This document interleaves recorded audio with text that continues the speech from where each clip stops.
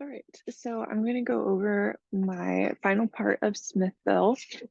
So in the governmental activities journal, I first made the depreciation entries by recognizing depreciation expense for each category of expense and then the related accumulated depreciation. And after that, I was ready to do the closing entries. So I first exported this pre-closing trial balance from the Smithville application. And then once I got this, it was really easy to see here, like my revenue and expenses, which those are obviously the accounts that need to be closed, which I closed to net position unrestricted. And then I also had to reassign some of the fund balances. So you can see my little calculation here for the investment in capital assets net position account.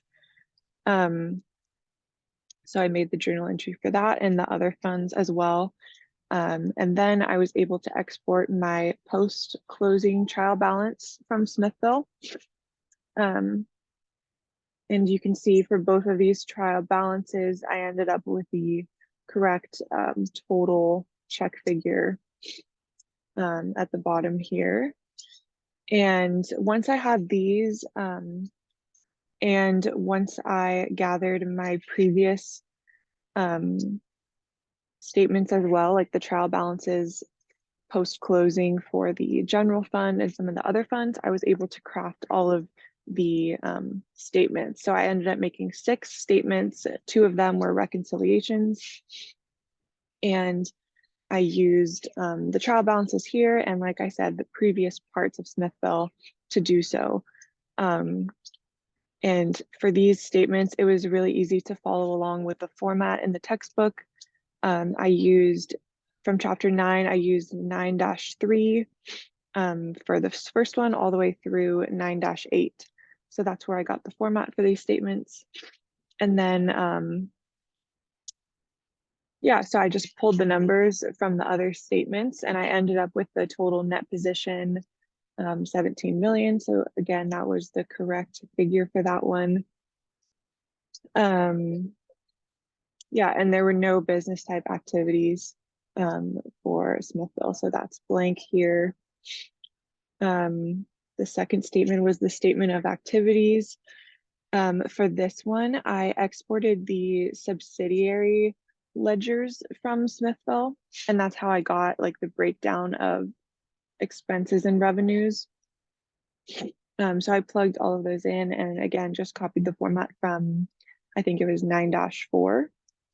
And also for some of these figures, used the ledger in the Smithville application to see these different classifications of program revenues.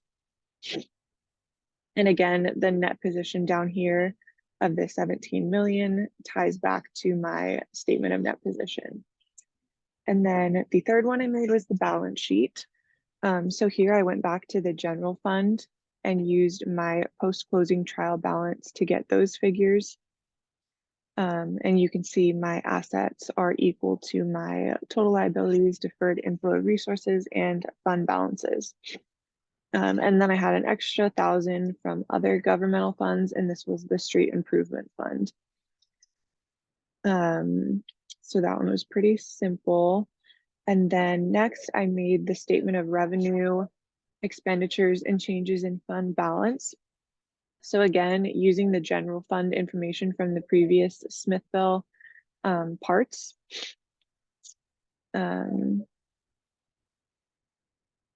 And this net change in fund balance and this excess of revenue over expenditures was a figure that I had from prior Smithville. So I know that that was correct. And next I made 2 reconciliations, again, just following the format in the textbook.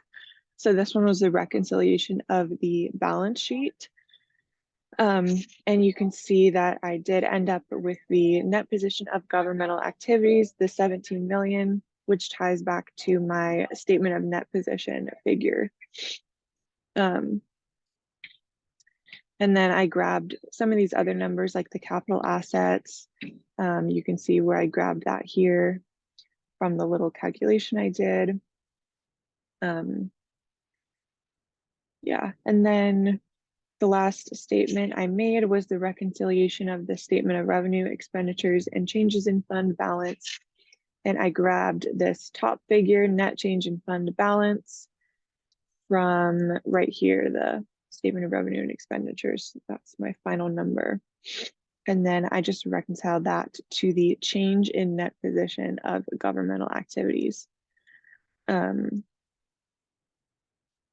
And again, just pulled some of these numbers from my prior Smithville, or sorry, the prior sheets in this Excel work. And yeah, I think that's it. Thanks for watching.